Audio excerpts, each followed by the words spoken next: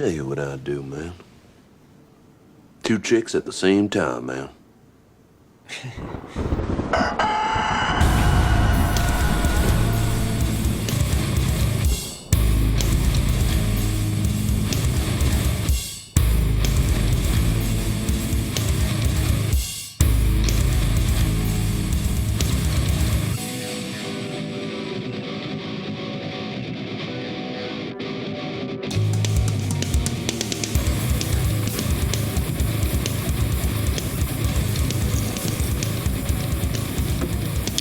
Welcome back to the Thunder Rooster podcast, or if this is your first time, my name is Ron. And I'm Paul. And we are going to be talking about something very fun today. But first, I have to explain a little something. See, we started trying out this new little thing where we are, experimenting with rolling the dice to choose our next topic for the next podcast. Mm-hmm. And that just wasn't working out very well. I mistakenly done this twice now. The first episode, some reason in my mind, I thought it landed on Paul's pick the episode before, which it didn't. He just happened to pick the one that was completely off air here. And then last week, he rolled. I thought it landed on music. It was a movie. And I'm just going to have to take the heat for that. That's my bad. But we are going with a movie today. And what is that movie?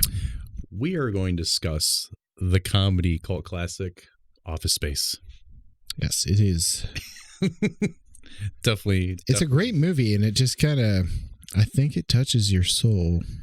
I think it touched my soul. Yeah. For sure. Yeah. But it's one of these movies that I personally think that a lot of us can relate to within day-to-day life. It is a comedy for the people that do know or don't know. There are a good amount of people in this movie, a lot of really good actors. But basically, just to kind of give a brief premise without giving it away, I know probably most of you have seen this. If not, we'll just kind of keep it that way. But excuse me. Exactly. Did you finish that off?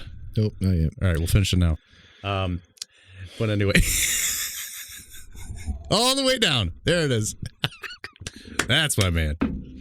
Okay. He'll be hurting in the morning. But anyway, but you kind of generalize yourself with these characters. This movie is kind of in a nutshell. A lot of us go to work. We don't like going to work, or for that matter, we don't like doing the work that we do. And at least at some point in everyone's lives, they've kind of reached that point.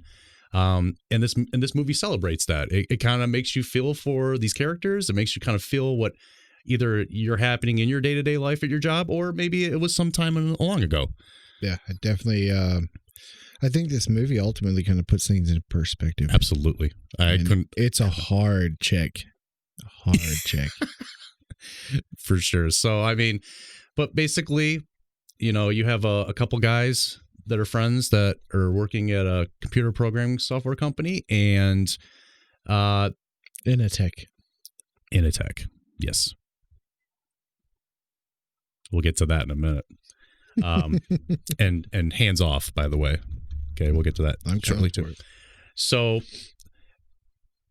the characters working on this job, and basically what we're going to do is, so the cast, which I just mentioned a second ago. So the lead character is Peter Givens. It's played by Ron Livingston. Mm-hmm. He's been in a lot of other successful things as well. Mm-hmm. But this one, I always kind of go back to this movie because it's always the one that I always enjoyed the most with his performance. Mm-hmm. And then you got Jennifer Aniston. She's in this as well. She plays the love interest. Her name's Joanne. And then we meet Peter's friends, which we have Michael Bolton. Yeah! Michael Bolton and his friend Samir. And then there's his neighbor, Pete's neighbor, Lawrence, who we're definitely going to get in some conversation about this. That guy was my favorite. Definitely funny. And then there's a gentleman who's pretty much a very, very important player in the movie, and his name's Milton Waddams. Mm-hmm. And we're going to get to one something here. And then we have Gary Cole. He's been in Talladega Nights. Talladega Nights. He plays Mr. Bill Lumberg. He's the boss of the employees at In Attack. Mm-hmm. Been in I think the Brady He was Bunch also as well. in Dodgeball, right? Dodgeball too, yeah. Yeah. A lot. And then we have John C. McGinley, Mhm. and I think a lot of you people might know about him because he was in Scrubs. Yep. Absolutely fantastic show. And he's also in Point Break. Point Break, and yeah. Platoon. One of my, yep. That guy's a star, that's for sure. He was the star. I feel like he's an underrated actor, but at the same time, I can't say he's underrated per se. True. Because I feel like he gets the respect he deserves. You know, I agree. And then we have his other partner in the movie, partner in crime, which would be Paul Wilson, and he plays one of the Bobs. Mhm. So, but before we go even further than that, let's go how this actually came about first and foremost. So Mike Judge was the producer and director of this movie, and he was very famous for other things that he was involved with. He created Beavis and Butthead. Mhm. He created King of the Hill. Right. And prior to this movie, he had only done one movie before that, and that was actually Beavis and Butthead That's to America. Yeah. And so this is his first Directorial live action feature, I would say. Yeah, with real live actors and not a cartoon. Or As well as this was also like Ron Livingston's first shot at a leading role. Yep. So this is a pretty big movie to him. for sure. And they had Mike Judge wanted specific people. He got Lumberg. That was an easy one for him to pick, that guy. And they kind of had some stuff kind of thrown at them because the studio actually wanted Matt Damon to play Peter's character. The more I think about it after we discussed that, I could see it. Yeah. I mean, Matt Damon could totally do it. Yeah. But as well as his neighbor, Lawrence, Vince Vaughn and Owen Wilson also auditioned for that. Could you imagine that? It's another one of those casting things where it's like, I know they could do it, and I know they'd be great at it. Right. But this guy did such a great job at Lawrence. I was going to say, if you look back at it now, do you think that they would have been able to make it better? I don't know. Vince Vaughn. I think Vince Vaughn would give a run for his money, but I think all of them would. Yeah. In some way, but I don't really see Owen Wilson. I think Owen Wilson would probably have taken it a different direction. Yes. Like I know Lawrence, the guy, what was his name again? Oh, who played Lawrence from Drew Carey show? Yeah. Dietrich Bader. Dietrich. Yeah, I think he was actually the one who suggested that he'd have a mullet and stuff like that. So. Oh no, that's right. His inspiration behind the character was for his fascination for the Allman Brothers. Oh yeah. so when you see the mullet and the Fu Man mustache, I mean, it kind of makes sense a little bit. Man, the Fu Man, yeah. But even go back a little deeper as far as what we're going with the story. Mm-hmm. So I don't know if you want to go over it as far as what created this movie. Oh yeah. So this was actually this was Mike Judge's first I guess maybe attempt, but it was his first ever animated short, and it was called Milton. That's what this movie is based off of. And I think it's not very long. I think it's under 5 minutes. Yeah. Maybe it's like 8 minutes. I don't remember, but essentially what inspired this little short was he had an engineering job beforehand, and it was a coworker who inspired the Milton character. Yeah. So, which really puts it full circle. I mean, you really get an understanding now of okay, right. This is where we're at with this. Yeah. Which is funny because in reality, in the movie, Milton is he's an invisible nuisance. He is a guy that you don't really want to talk to, but he's there and you have to kind of put up with him because he's another human in this world, But at the end of it, you're kind of like, he's kind of the hero. Yeah. and kind of the villain at the same time. Right. Especially in the fact that we wouldn't have this movie if it wasn't for the Milton character. Right. So there would have been nothing. So at the point in time, so this actually, I tried actually finding the clip and I can't find it. Yeah. I think it's. I will find a little snippet of it. We'll find something, least, but it's. And I will put it here. A lot of the streaming services, they're putting their shows under lock and key now. So I understand, Yeah. But So this aired on Saturday Night Live, and at one point on MTV, it was on Liquid Television. And I very rarely remember seeing a little bit of it. And truthfully, I wasn't really that impressed. I mean, it was a real just a short skit. I mean, there was really not much super personality involved with Milton's character. Sometimes that's all that takes. Because, of course. I mean, No. Have you seen what South Park and even Family Guy, their first renditions of it?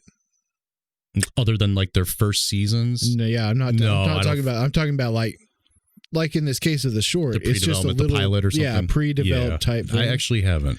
I've got to show you that. That's pretty interesting. If not, I'm not going to put it in this episode because I'm sure that those are at least something we'll touch on later on maybe. But they don't look anything like they do now. No, I mean, no. South Park kind of, because there's just a certain animation that they went with, but definitely on Family Guy things were a little different. Right. But yeah, so the movie was based off of this, and it's just it's been a cult following. I mean, this is just one of these. This is a slapstick comedy, in my opinion. I mean, it's just several things that actually come about, and we'll get to this, but we still want to touch base on these characters as far as what we can do. Right. Like I said, Milton, we'll come back to him, but I want to go to Peter. So Peter is the main character of this film. Mm-hmm. We see through his eyes, and he's someone that just come across where he wants to be happy in life, and he's not happy where he is.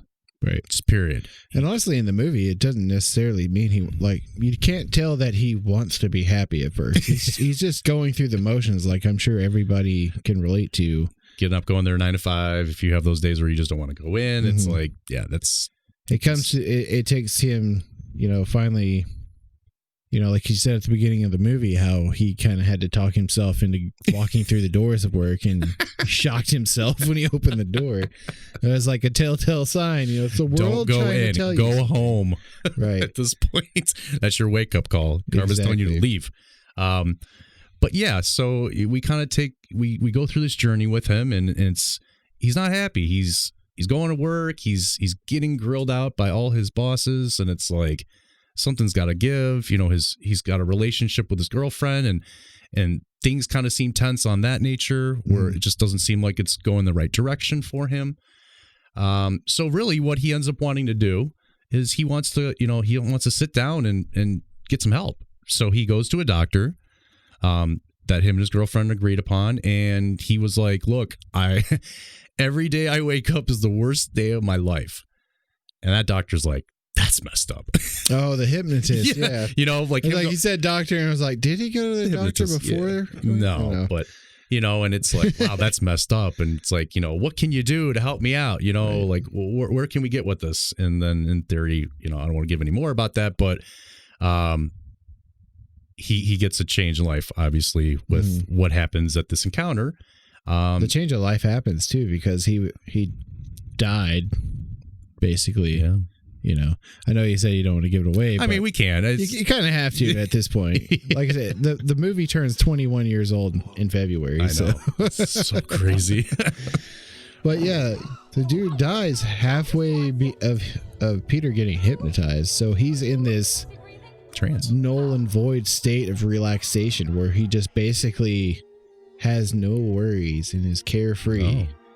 So he leaves the place, like he doesn't react to him dying or nothing. He's just because there's a countdown, and as he's counting down for him to come out of the spell, he gets to 1, and he dies. Yeah.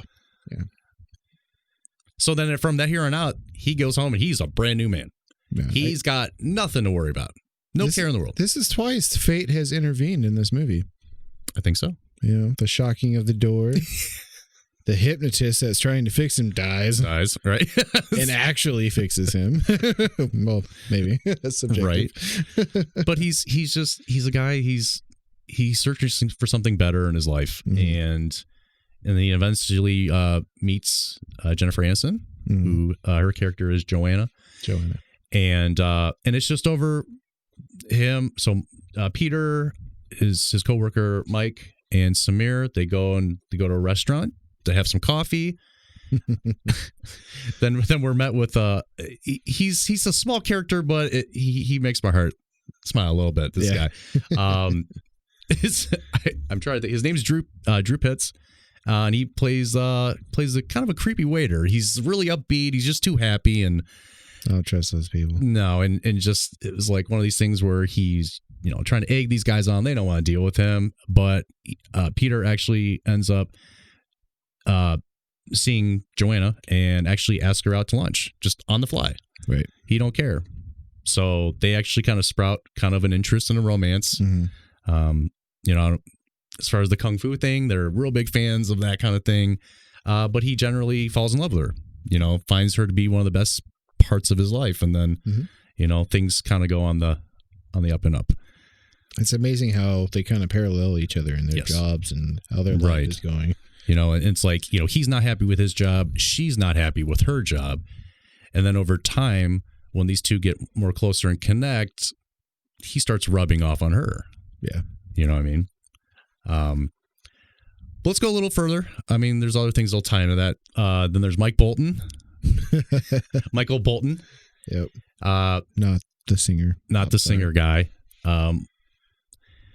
David Herman's character, it's quite comical because the funny thing is that he actually the Mike Bolton character actually reminds me of someone I was friends with in high school. Really? That was very similar. Like he was real into rap music and just being a cool dude all the time, and whatnot. But I love the part where he's listening to gangster rap in his car with his window down, blasting on the radio. Right.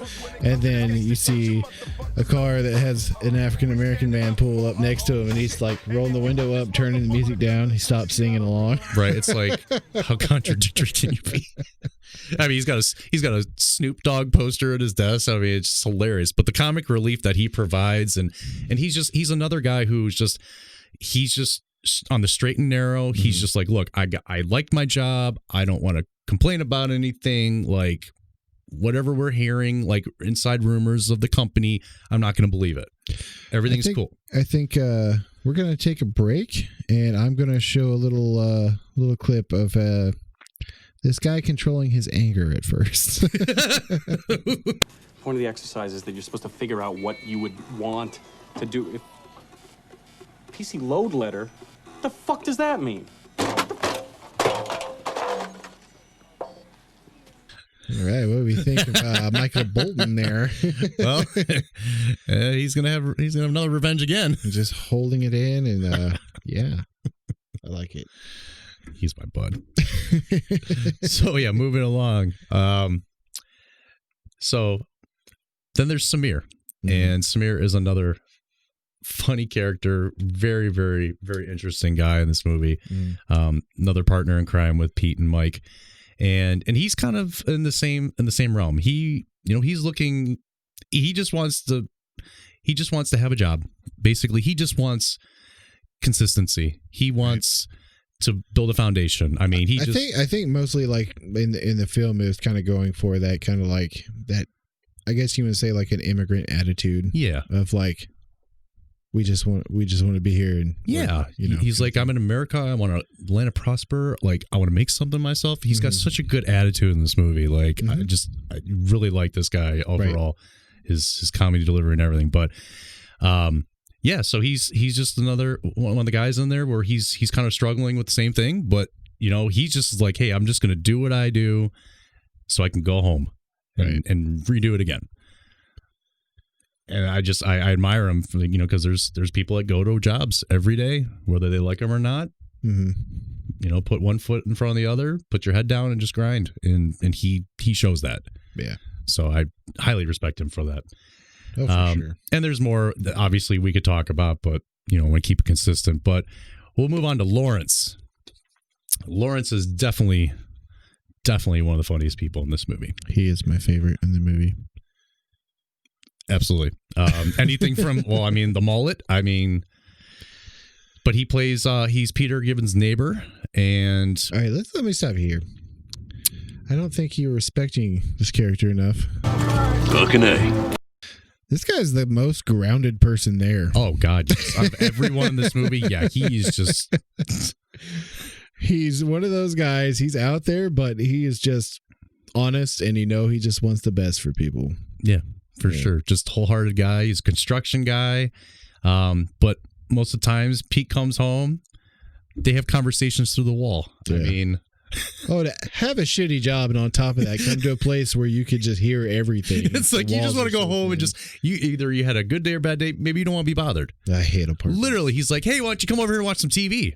Mm-hmm. It's like, Lawrence, can't you just come over and talk like normal people? Right. You know, he just like, hey, bro, just knock on the wall. Let's go. Just come over. We don't talk to me through the wall anymore. But he's got a lot of insight as far as, you know, what's going on with Pete's life. They go have a couple beers and he's like, you know, he's just not feeling like going to work. Pete does not want to go to work. Right. He's like, I got a genius idea for you. He goes, I'm trying to remember what he said. I don't want to screw this up. Here, I'll insert it right here. When a boss wants you to work on Saturday, he generally asks you at the end of the day, right? Yeah. So all you got to do is avoid them. That's all right. I got it. On the last few hours on Friday, duck out early, turn off your answering machine. You should be home free, man. That's a really good idea. Fucking A, man. You're such a bitch. I'll drink to that. Yeah, I hope you do. But yeah. And then he says, you know what, if you just, you do this, you'll be home free. Mm-hmm. And how does that turn out? Not so well. Not so well. No. He tried. Pete tried. No. His whole idea was to get in there and just try to get everything done and slip on out. But nope. He gets stopped. And then he gets a double whammy on top of it. Not only did he try to get out of working that Saturday, he got 2 for the price of 1. He gets that Saturday, and because he fucked up, he gets the Sunday too. Yep. So you're screwed, buddy. Yeah. I'm going to need you to come in on Sundays. Right. That's what they told you last week. You're like, I ain't having it. Nope. So he is actually just really like him. Just crazy stand-up, just funny. Just funny guy altogether. Mm-hmm. Now we're going to Milton Adams. And Milton Adams is the mecca of this movie. Yep. Now, Milton was played by Stephen Root. Mm-hmm. So you've guys, Dodgeball. I think it was News Radio as well. Yeah, he also voices Bill on King of the Hill. Okay. Yeah, I actually forgot about that. Yeah, there's actually quite a bit of people that have woven and weaved with Mike Judge. Mm-hmm. David Herman played in Idiocracy. Let's see. Gary Cole, Dodgeball, not Talladega Nights, but yeah. So yeah, a lot of characters. A lot of good that stuff. probably got called back because of this work. So of course, yeah. But Milton, as far as his character development, like Ron had said earlier, he was one of these guys that just really didn't want him there. I hate to say that. They didn't want him there. They felt like he was a nuisance, but you really feel for him because he's just going to work like everyone else. He just wants to get a paycheck, and he's overlooked all the time. Yep. Everyone kind of passes him by. Nobody gives a damn what he says. And maybe it's partially because of the way he talks. Maybe it's just his actions. Mm-hmm. But he just gets sick and tired of being taken advantage of. One of the scenes in the movie, and I'll get to it later, but I mean, this was his guy. The good old red swing line. Yep. You try to take this, I will hurt you. Right. Okay. Right. But a little interesting fun fact on there I want to swing in there. Swingline didn't make red staplers at the time. Nope. And actually, I don't know if it was judged directly, but the crew, I will say, actually approached Swingline for like a sponsor for the movie. And they just weren't making a red stapler. They were like, nobody's going to buy a red stapler. So they keep it at platinum and black. Black, yeah. That's basically it. Well, and I got it. Because of the movie, they were getting calls left and right to see if they made a red stapler. And they didn't. And actually, what they had done, they took a Swingline stapler, spray painted it red. They did that with, I want to say 5 staplers. No, 4 staplers. One they used in the movie, one they burnt in the movie, and then they had 2 backups. Yeah. And actually, the guy who plays Milton, Stephen Root, he actually took one of the backups. Good for him. He deserves it. Yeah. I don't think he stole it, but I'm just saying, like, sure, he was able to take it with him. Consolation for himself. But yeah, he's, there's a scene and, his boss, Bill Lumberg, and the rest of the guys are literally having a conversation. He's just kind of sitting in his cube going, what are they saying? Mm-hmm. And then he just whispers, stapler. And he freaks out. Yeah. He's like, you're not touching this. I don't want you to touch my stapler. I don't want you to touch my radio. That's it. Yeah. So you see this building up. And that's one instance. Then it was, they find out that he hasn't been an employee for several years and he gets a paycheck. Well, they actually laid him off, but nobody told him. And like because of a glitch, he just kept getting a paycheck, so he kept showing up to work. And we fixed the glitch. Right. So then obviously at that point, Lumberg wants to continue on and say, hey, you know what? I'm just going to put you in the lower cell block. Mm-hmm. And when you're done with being here doing this, I'll have you take care of the rat problem as well. That is the last straw. And hence, that was the last straw. Right. And at that point, it was like, okay, I'm going to go ahead and do something about this. Yep. Which ends up being, wow, how did that come full circle? Right. But we'll circle a little bit in a second. But I want to talk about Bill Lumberg now. All right. First off, you got some words about this guy. Fuck Bill Lumberg and everyone like him. All right, I got that out.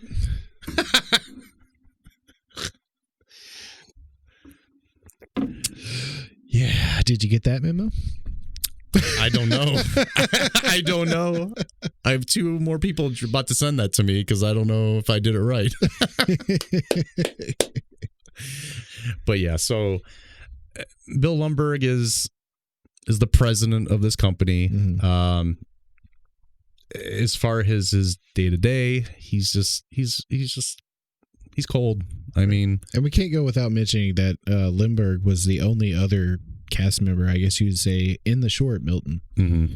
So that's true. That was a very important role to fill for Milton and Lumberg. Yeah, mm-hmm. But everyone's charismatic. They don't want to be around Lumberg. Mm-hmm. Like he's just not a very nice boss. He's just this guy that just shows up. He has the power, and he's obviously on some kind of chemical thing going on. He shows up kind of half baked, if you will. I don't want to say half baked because right. Yeah, I figured he'd be a little more happy then. Yeah. But yeah, just from the way he talks, he just kind of drags on and like it's like that is just not enthusiastic. I mean, it's just like he's just motioning through his day, like and wreaking havoc on everyone else.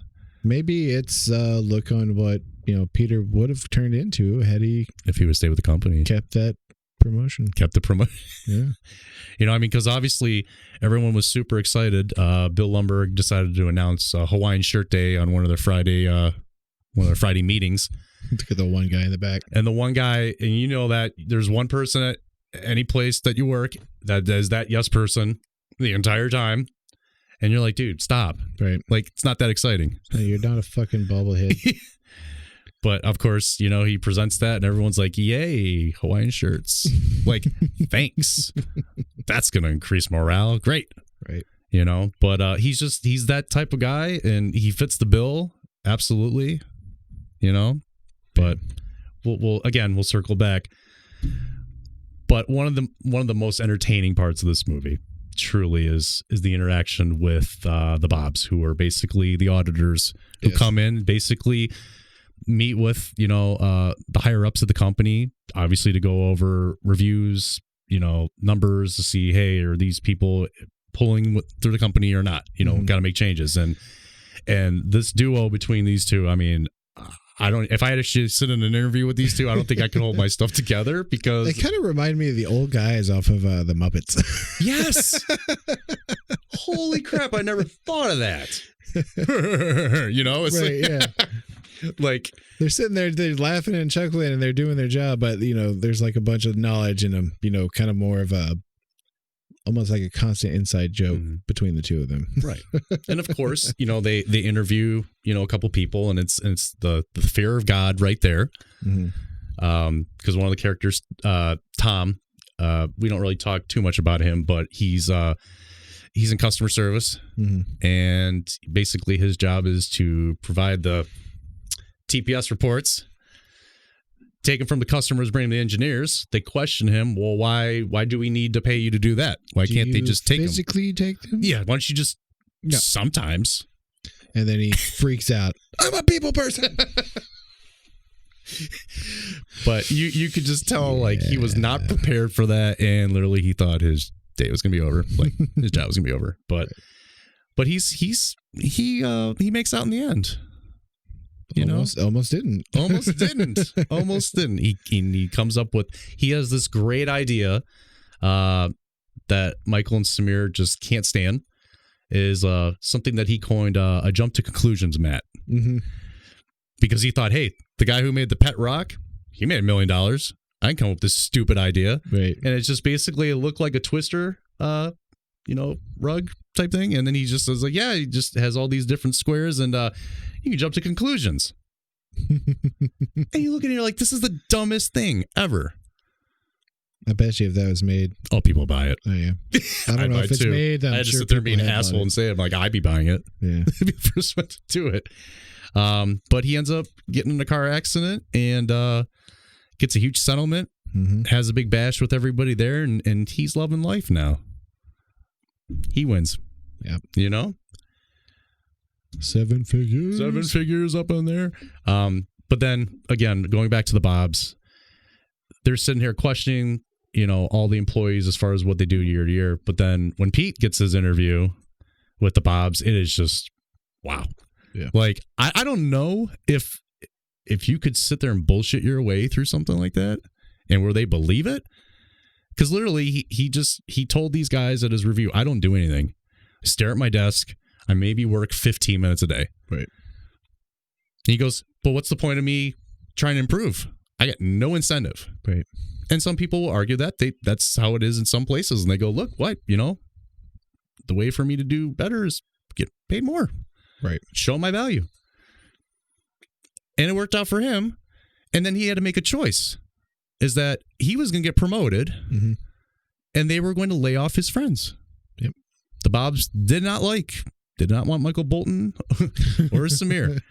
So he had to preposition, and that's a hard situation. I don't know how anyone could handle this if it actually happened to you, especially if you're really close friends with someone. Right. You got to think about that. That moment could happen. But anyway. It's like we work together. Right. I mean. That situation. Right. That would suck. Yeah, for sure. So basically, they come up with a plan to basically borrow, do a little borrowing.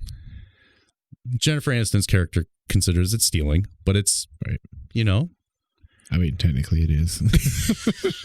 So the way they want to plot their revenge is just to basically try to rip up the company with a computer virus. A fraction of a penny rounded up. But that's all you're doing. If you're just taking fractions and you spread these fractions out over several years, nobody would know.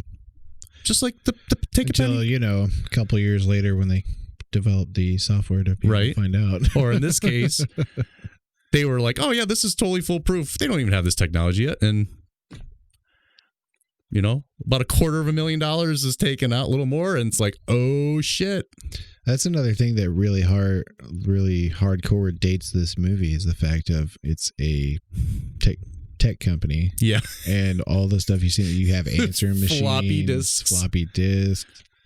I mean, they're still there's DOS on their computers. One of the scenes in the movie, which it's hilarious, and it's real short, but I mean, they're literally coming up with their master plan on how to escalate the situation. They put a virus on a computer disk, they do an exchange, they upload it in the hard drive, and you think this is Mission Impossible thing going on. And really, it was 2 seconds. And they're like, that's it?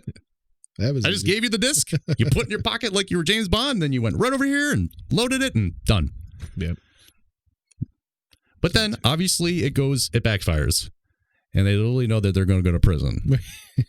And then everyone turns on Peter because at the point, Peter encouraged to do this with his friends. And they were like, you know what? I want to have an option where I can better myself. And now they're like, well, we should have never listened to you. Mm-hmm. And you're a bad person, Peter. Bad person. But as we go along with that, like I said, going back to Milton, he's the hero, but he's also the villain. Right. We'll show you a little clip why. We'll be right back. Milton, you know what would be great? Wait, no. Since you're down here, it would be really great if you could just sort of take care of the cockroach problem we've been having in here. No, that's really not my job, and I haven't received my paycheck this week. For now, why don't you go ahead and get yourself a flashlight and a can of pesticide and crawl down. Bill, we need you upstairs right away.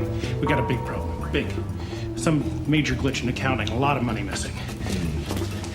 We got an investigator here. Excuse me? Excuse me? But, okay, but that's the last straw.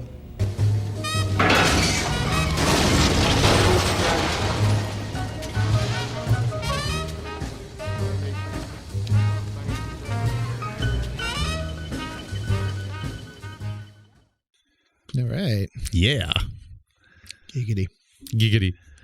So, again, with Milton, so as I said before, he was like, his desk was moved, and that was his last straw. Right. And then didn't he threaten to quit on that? Yeah, he was like, I'm just going to quit. It's the last straw. So then Peter realizes what he did with the money was a bad move. Yeah. He basically apologizes to Joanne and says he might be going away for a while, but he realizes to do the right thing is to give back this money. Yeah. Because they thought this was going to be that long drawn out process and was going to help him retire, and it just didn't. Michael Bolton put a decimal point in the wrong spot. Right. And he always does that. Genius engineer. Always does that. Can't get that stuff right. Or programmer, I should say. So he's got the epiphany. He's like, I got to do the right thing. I got to clear my conscience. So he basically apologizes and hopes one day, him and Joanna can be together, but he may go away. Right. So he goes and he delivers the cashier's checks in an envelope, slides it under Bill Lumberg's office door, and just thinks that's the end of it. Then he comes back the next day to realize that there was a fire started. And every employee of the company is standing outside as the fire is going. Then at this point, we're like, wow, wait. Did he really set the building on fire? And you kind of pan around in the crowd. You see him. He's getting a look. Yeah, he's a little. Yeah. And then he starts to walk away. Yeah. Okay. Yeah. I'll pretend I don't. You can kind of know what happened. You can even kind of imagine he's kind of mumbling to himself, like, I told you I'd set this. I told you it was the last fucking straw. And so then Initech burns to the ground. And basically after that happens, you just kind of see like, basically at this point, Peter and Lawrence end up working together. Pete gets a job in construction, and basically after the wreckage, it goes to the scene where he's shoveling debris and shoveling this. Yep. Comes across the burnt reds. And he's like, I know someone that might need that. Right. You know what I mean? But basically at that point, he's moved on. Michael and Samir actually get jobs at Innitrode, the competitor of Initech, as far as the software game goes. And everything's good at that point. But then we want to know, well, what happens to Milton? Milton gets the money. Milton goes out of town. Yes, he does. Milton is living like a king. He caused a glitch of his own. He did. But we want to sit there and say, we want to regard him as the hero for being this person who took all this abuse to later be rewarded. But at the same time, his actions kill the company and their jobs. Right. So not only were they laying people off that weren't performing well, his intuition and his actions caused the whole company to go down. And no one says anything about that. It's like, holy shit, you just ruined these people's lives. That takes the fictional aspect of it. Absolutely. Too real. No, that's too real. It's like, you want to feel from, you feel from. I'm like, okay, as the building's burning down, I'm like, you just ruined all these people's lives too. Right. Just so that you could go, have a couple drinks, ask for salt. You don't have salt, they're going to burn the resort down and Put cyanide in your guacamole. Right? I mean, it's just like, holy crap. But, yeah, I mean, it's just from start to finish, it's just a hilarious movie. And, and I'm happy that it's, after all these years, it does get the recognition that it does as far as a cult classic. And I know people haven't seen it, but there's a handful that do. But it's like, if you've never seen this, I highly recommend you watch this and have a hell of a chuckle. I think that's a good segue and to kind of talk about how it did when it opened up, because it failed in the box office. It cost $10 million to make, and they didn't get anywhere near that. And I think altogether, it grossed maybe $12 million altogether box office wise. But I mean, it has such a huge cult classic following. And I did read that if truthfully Mike Judge would not have actually made or released this movie if it wasn't for the success of I just lost it. I just lost it. Get it back. What's the movie with Cameron Diaz and Ben Stiller? Something about Mary. Yes, thank you. I had a tip of my tongue, but yeah, that movie, as I'm reading, like that was the segue to get into this comedy world. And if that wasn't successful, he was like, I'm not going to do this. Yeah. That movie's freaking hysterical. Holy crap. We might have to do that one. We might have to. Episode. It's a future project, yes. I just can't wait to have the thumbnail where she's like slicked her hair up. Right.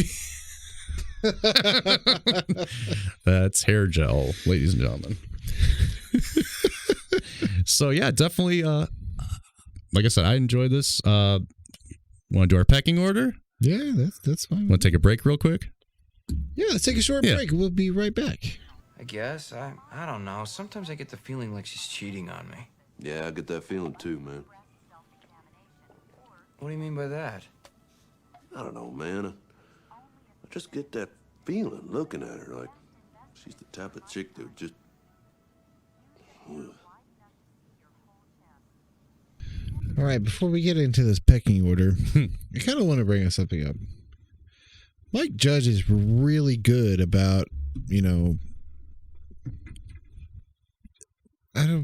kind of hard to say exactly, but kind of the average person, he can connect with them so much. Like, obviously with this, it's so easy to kind of feel what these people are going through. He just has a very good way of, elaborating that. Mm-hmm. It's like, even with like Idiocracy, right? How much of that are we seeing nowadays? That will definitely be a future episode, and I cannot fucking wait. But I don't know. I just wanted to say that because I don't know. I think he's definitely one of those creators that it's definitely a great thing to have him doing his thing. I agree. I mean, he's, like I said, you watch this and there's so many different parts of this movie that there's going to be something where someone will completely relate with. Mm-hmm. And that's what I like about his vision. Yeah. As far as how he's produced things. I mean, like I said, I'm a big fan of Beavis and Butthead and King of the Hill. Watched that for years, of course. So it's highly entertaining. Right. Yeah. But yeah. All right, let's get into our pecking order. Would you like to go first? No, I'll let you start. All right. Yeah, please do. So, number 5, I've got The Glitch. So, that scene in the movie where you find out that Milton was basically laid off and nobody told him kind of reminds me of the communication at a specific job that I'm sure you're familiar with, but he kind of just hangs in there, and somehow there's a glitch and he keeps getting a paycheck, and then they fix the glitch, and then they don't tell him. Right. And he keeps trying to find out where's my money. And they talk to try payroll. to get him to clean. Talk to Bill. Right. Gets no answers. Just go to your desk. He'll be here soon. Milton has been let go. Well, yeah, I thought That was fun for sure. that was kind of a funny twist in the movie when you find out that like he's not even supposed to be here. No, it's a slap in the face. Right. He gets his revenge though. It's all good. Yeah. What do you got? You're number 5. Number 5, and I actually didn't really touch base about this, and shame on me. But as far as with Joanna's character, she works at a restaurant where they wear flair, like suspenders, flair, to be creative, unique. So there's a part in the movie where this is kind of like the point where she's just like, I'm done with this job. Yeah. Because her boss played by Mike Judge, which is hilarious. Awesome. He's constantly asking her, hey, do you want to be average or do you want to be someone who's more than average? And she keeps asking, does this have to do with the flare pieces I'm wearing? He's like, well, yeah, kind of. You know, I kind of want you to wear like maybe 37, like that guy over there. But what's wrong with my 15? Well, I just don't want you to be average. I want you to be unique. Right. It's like, well, if you wanted 37 pieces of flair, then why didn't you make the minimum 37 pieces of flair? It's like, because I wanted you to try harder. And then she's like, you know what? You can take that. And then she flicks them off and says, you want pieces of flair? Yeah. Shove it. And it's just like, oh my God. It's so funny. Right.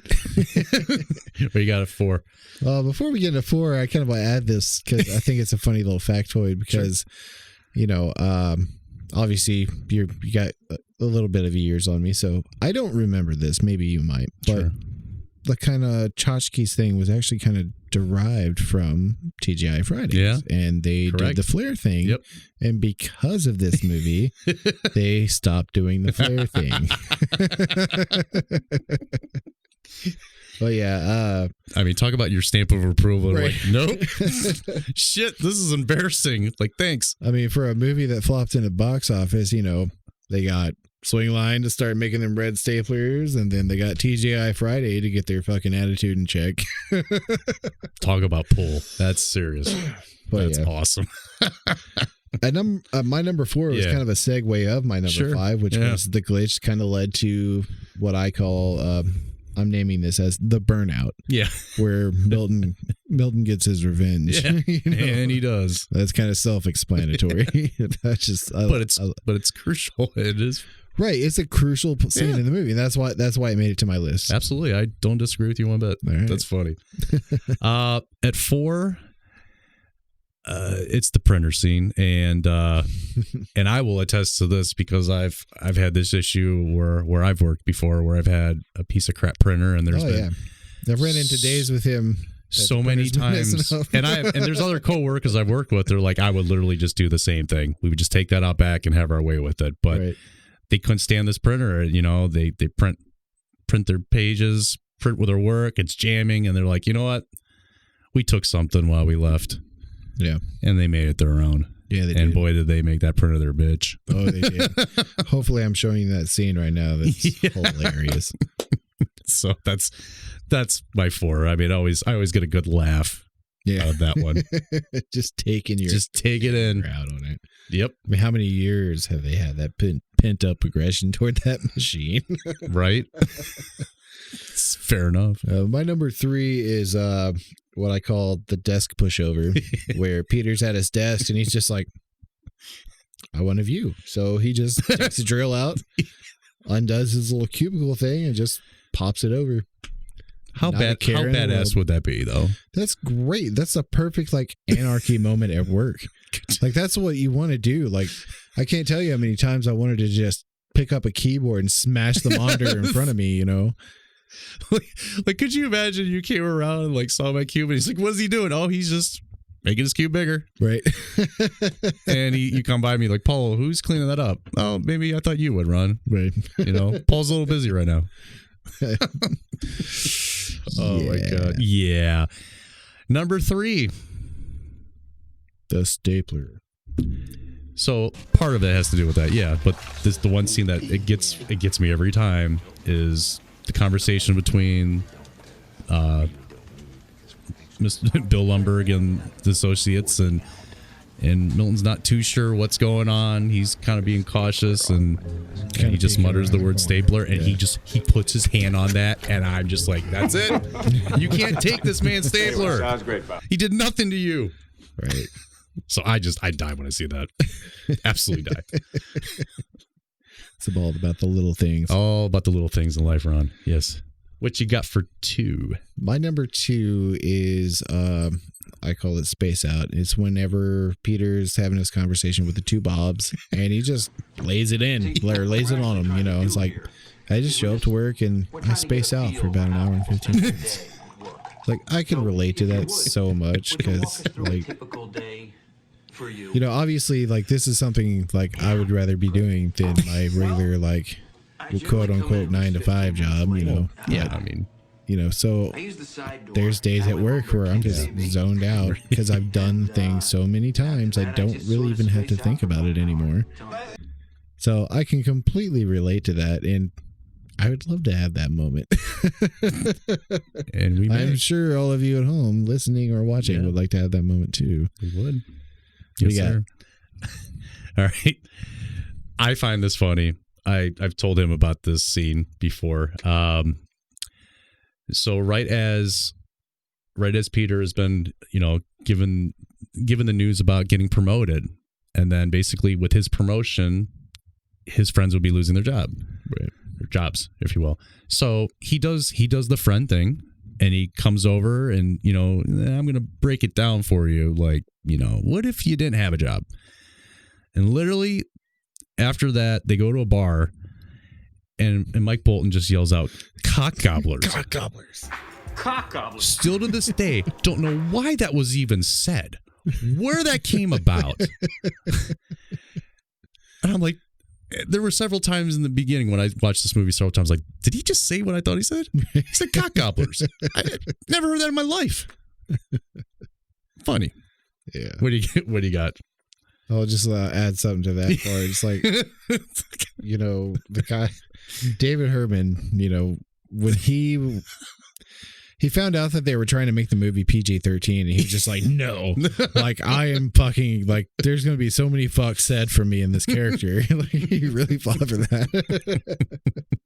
So that random cock gobbler on there doesn't surprise me at all.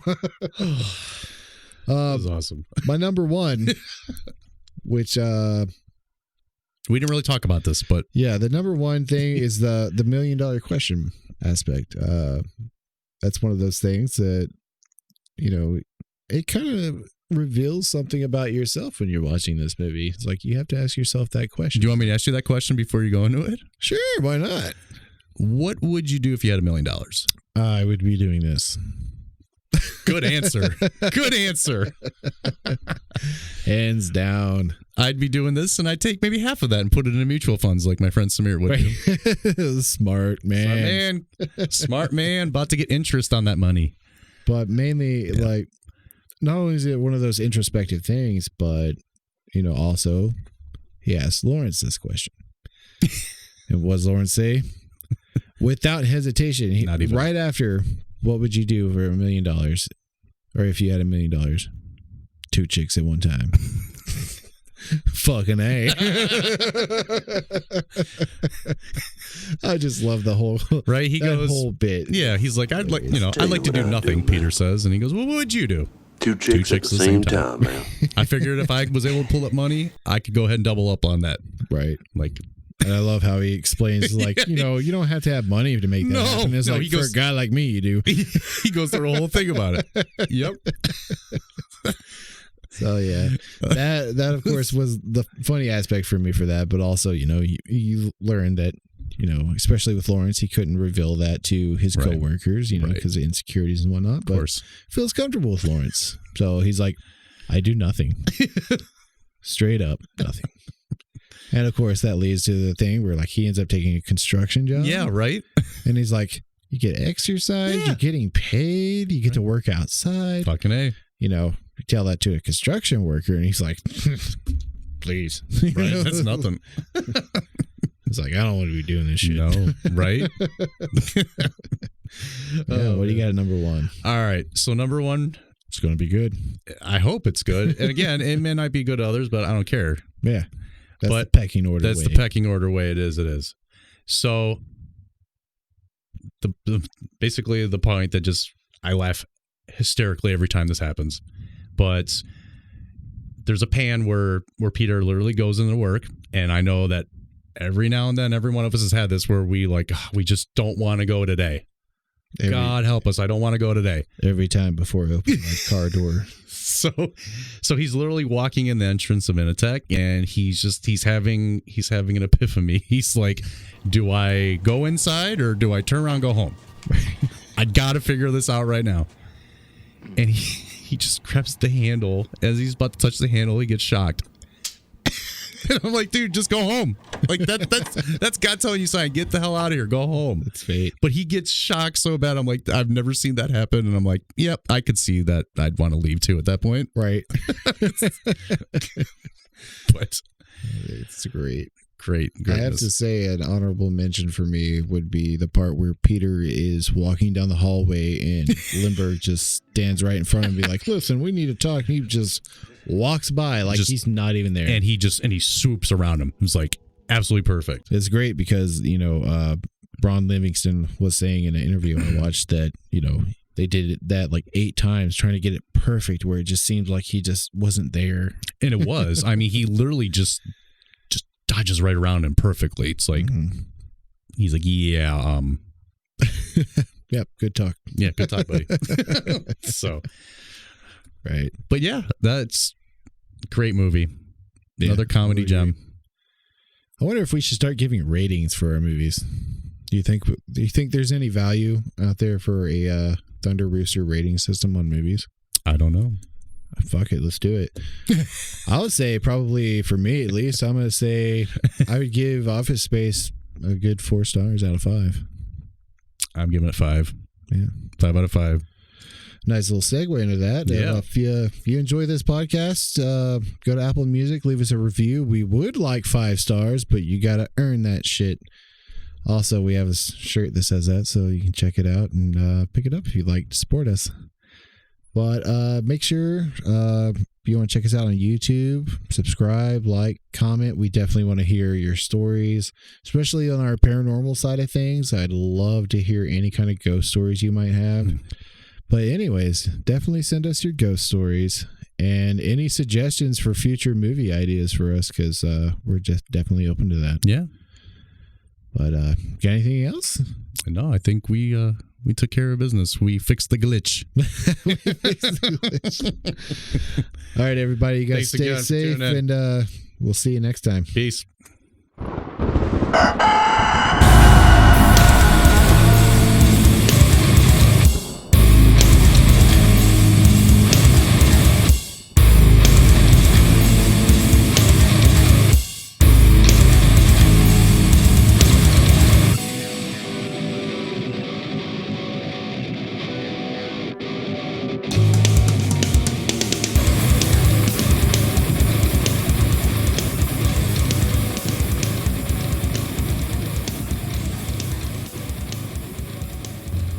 Okay.